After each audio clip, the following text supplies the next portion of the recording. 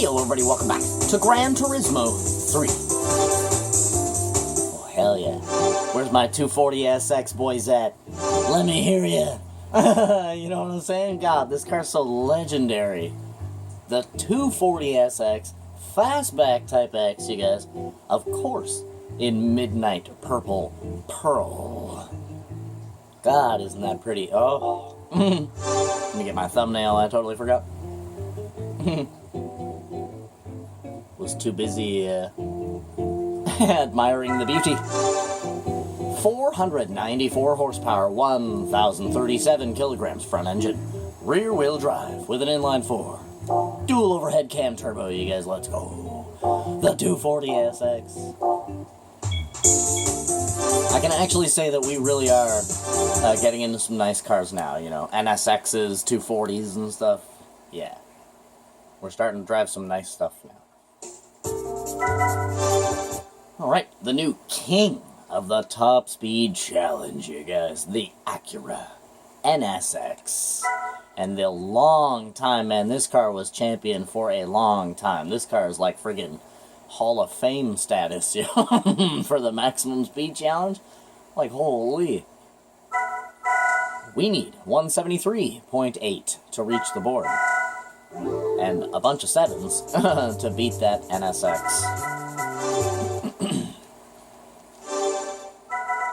Super soft. And you guys can hit pause on any of these screens, of course, to see what settings we have. 29. Alright. Let's get this 240. Rum, rum. Woo.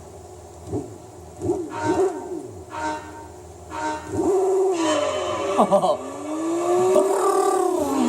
Hell yeah. She does a pretty big ripper in first and second.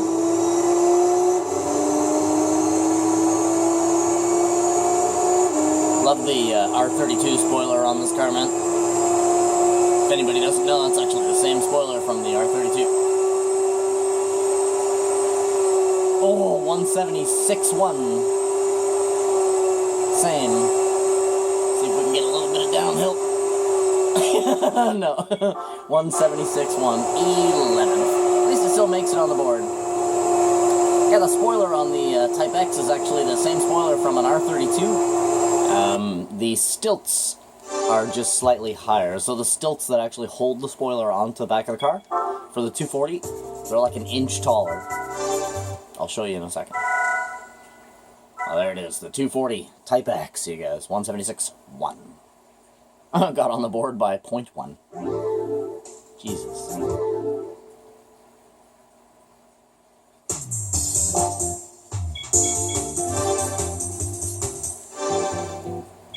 So it obviously is a Nissan, right? So let's have a look at the spoiler of the 240 here. So take a look at the spoiler there.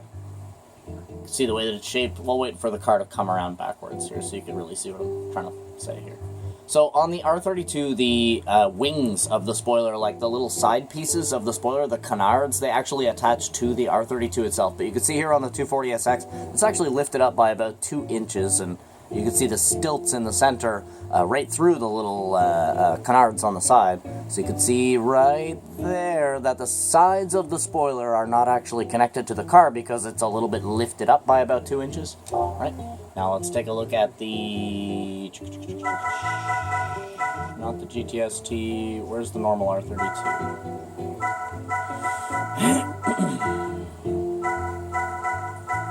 Where are you, R32? So now have a look at the spoiler here. Isn't that cool? So you can see that the spoiler here, it is actually the same deck, but instead of having stilts, it's actually well, it still has stilts, but the sides of the spoiler are actually attached to the body of the car itself, and it's not raised up as high. So you can see the stilts when the car comes all the way around here. You're going to see the stilts. There they are, hidden behind the canards, because the canards actually go down all the way to the car because that spoiler is not as high as the 240X spoiler, which is on different stilts. Amazing, right, you guys? The things you come to know about cars sometimes, it's amazing, the knowledge that you can absorb sometimes. Here we are at the quarter mile, you guys. I don't think this car is going to do very good at the quarter mile. It does a friggin' honkin' burnout in first and second. So the quarter mile is going to be ruled by four-wheel drive and little mid-engine rear-wheel drive cars. I'm telling you, for a long time it will be. I mean, just look at the top 6. It's literally those 2 types of cars and nothing else. And then all of a sudden there's some mid-engine rear-wheel drive cars in here. A couple of them. We need a solid 12. Come on, 240. You can hit a 12.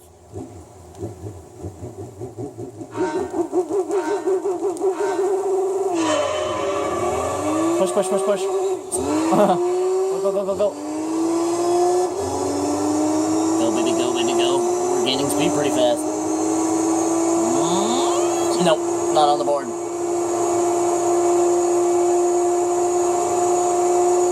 No board for the 240. Let's watch that booty drop anyways.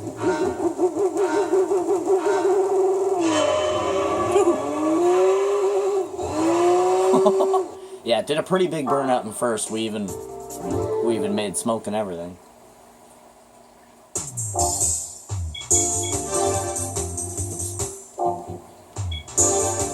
What the hell year is this car? This car is 1992.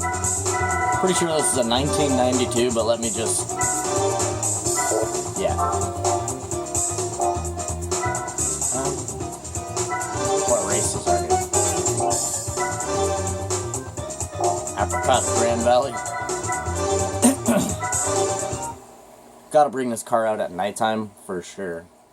We could have the headlights open. This car looks absolutely gorgeous at nighttime with the big giant circle taillights. Almost like a Corvette, actually. The taillights on this car remind me an awful lot of the Corvette. When they're on. When they're off, it looks like a big beam. But when they're actually on, it's 4 big giant circles. So, it's kind of cool.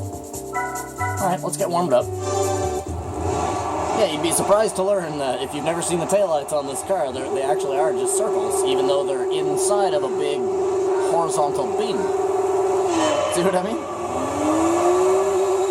You'd think that the whole top of the beam or the whole bottom of the beam would light up, but nope. Just those circles. Totally awesome.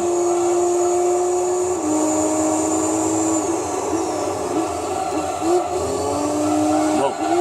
Wow. Whoa, I'm drifting everywhere. Oh!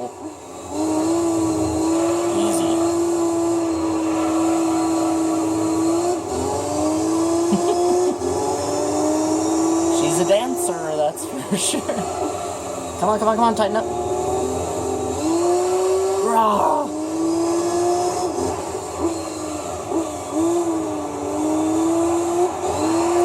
Holy freak, man. Jeez, I wish you could do your tire pressure in this game. That is one setting that I always wish was in this game.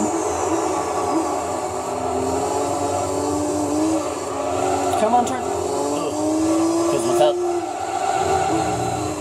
Because without the ability to change my tire pressure, you know, it's a quick fix to this issue that this car has. Tire pressure. Like, if this was Forza and the car was doing that, that would be the first thing that I'd be messing with. Would be the rear tire pressure.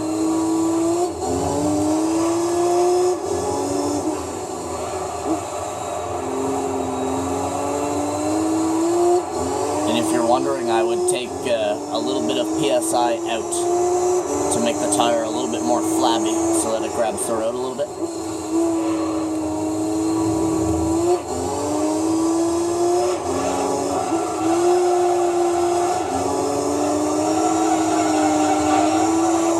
Holy shit, bro, this car is everywhere, man. I know what I need to do. I'm gonna have to adjust it a little bit before we do the midfield hot lap challenge.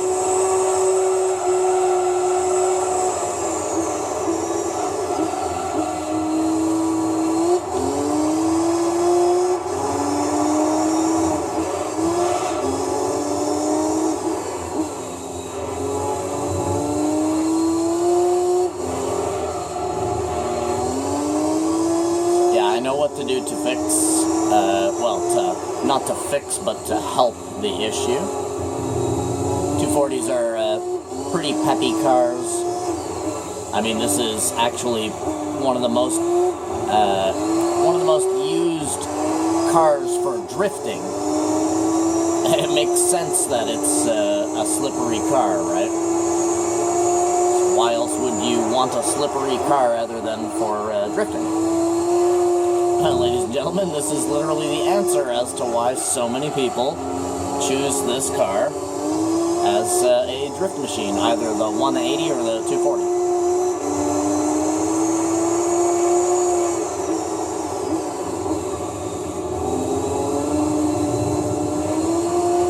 And then you got all the other people out there in Japan in the goddamn Mazda Cosmos. Toyota Caldinas and stuff. I love the drift culture in Japan, man. They choose some of the strangest cars. Toyota Cressidia and shit. Bro. So nice. One of my old neighbors had a Toyota Cressidia, you guys. An old-ass Cressidia. It was silver and gold, but it had a goddamn J2Z engine in it. And it had like 600 horsepower. Pretty crazy. Alright, so it is a bit of a problematic car. It's kind of hard to drive. It does not like first. It does not like second. Hell, it doesn't even really like third or fourth, to be honest. So I don't think it's going to do very good at the midfield hot lap challenge.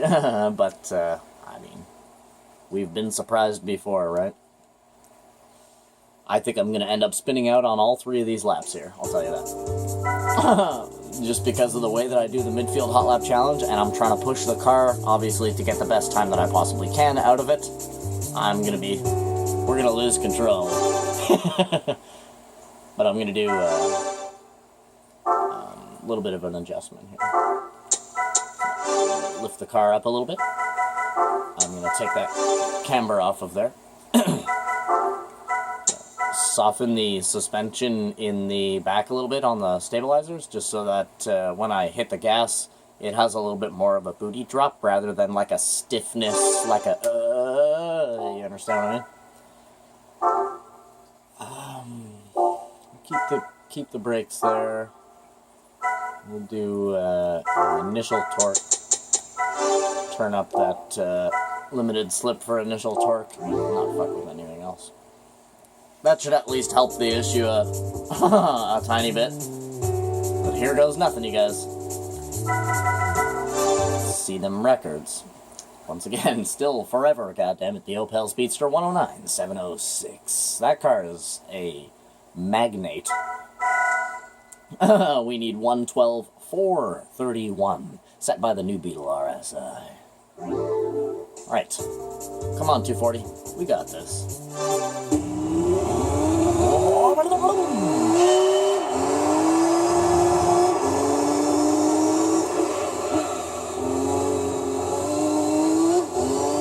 Oh yeah, that feels much better.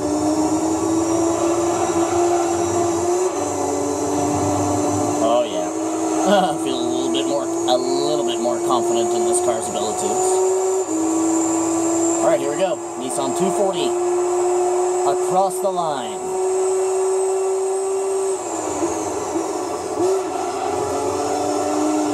Damn, did you guys just hear the turbo spit there? Sliding. Hey, you guys hear the turbo spit on braking there? That was absolutely glorious. This car's had enough bullshit. You know? Angry. Come on, baby. Yeah, softening up that rear suspension. Really helped keep my butt steady here. 43 is kind of fast. Easy, easy, easy, easy.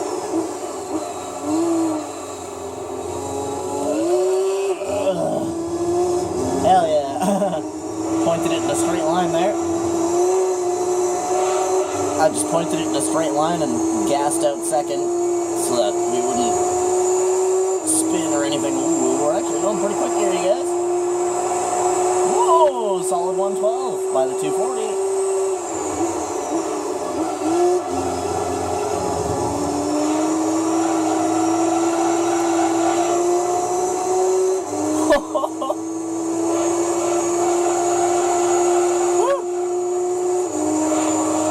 Fly, baby, fly.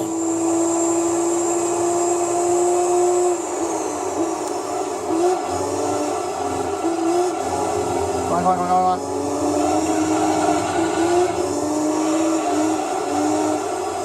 Come on, come on, get in there.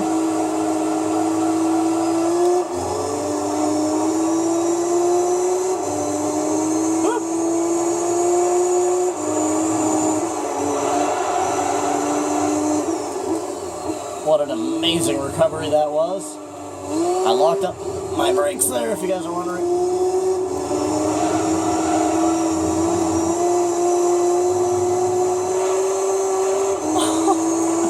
Holy shit. Oh, we're fucking sailing in this car, you guys. Oh, look at the ghost.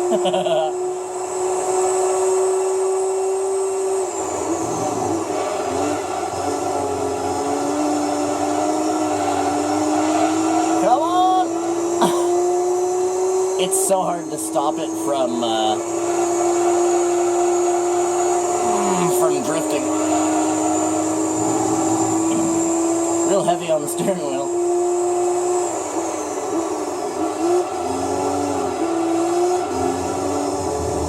Oh no! That's sticky. No! You know, I'm actually surprised that we only spun out on one of these laps, man. Like, I'm actually surprised. That was a fucking fast lap for this car. 111.9? That's like 6th. That's like 5th or 6th there.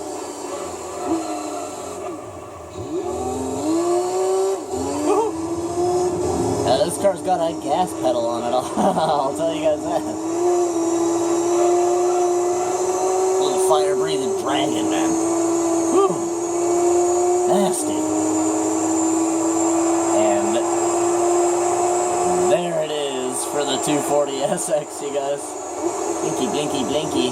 111.952. Again, that is pretty fast for this car here. Boom. Look at those beautiful taillights, you guys. So handsome. What a beautiful car. Yeah, 7th, man. Mid-board. 111.9. I wasn't even expecting to place on the board because I thought we were going to be spinning out and crashing all over the place. Because you're basically drifting, I'm not going to lie. The whole time you're driving this car, you're pretty much fighting it from stopping it from drifting the entire time. Almost to the point where it's like you're stopping it from drifting even though you're going in a fucking straight line. You understand what I'm saying? Like, it is a drift machine. It's a lot of fun to drive, though. I will tell you that. Very fun car to drive. Good car to practice with, I would say, as well. If you want to practice rear-wheel drive, mid-range horsepower rear-wheel drive, practice a little bit, that'd be a great car to practice in. Because it's wily, it's all over the place. It would teach you a lot to drive it, right? Yeah, not a bad car at all. Actually beat the NSX there, so... it beat some pretty nice cars, man. The old RX-7 Savannah. Crazy. Well, thank you guys for coming out, watching this episode of Gran Turismo 3. You guys know what to do. Leave a like on the video. Maybe even subscribe to the channel. Other than that, I freaking love you. And I wish you the total best. Hope you guys have a freaking awesome rest of your day. And as always, I'll see you guys in the next one. So have a good one. Bye. Bye.